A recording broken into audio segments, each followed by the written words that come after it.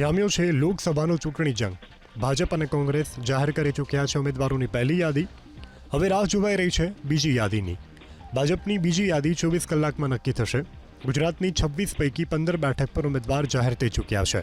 બાકીની 11 બેઠક પર મોટા ભાગે નવા નામ નક્કી છે. આવતીકાલે સાંજ પહેલા ગુજરાતની 11 બેઠકના નામ નક્કી થશે.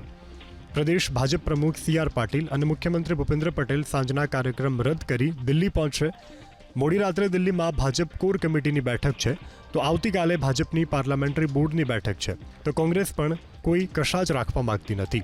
આવતીકાલે સાંજે દિલ્હીમાં કોંગ્રેસની ચૂંટણી સમિતિની બેઠક છે. કોંગ્રેસની CECની બેઠકમાં ગુજરાતના ઉમેદવાર અંગે પણ ચર્ચા થશે. ચર્ચા બાદ 11 અથવા 12 માર્ચે નામ જાહેર થઈ શકે છે.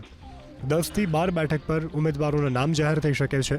ગુજરાતમાં કોંગ્રેસ 24 બેઠક પર ચૂંટણી લડવાની છે. ભરૂચ અને ભાવનગર બેઠક આપના ફાળે આવી છે.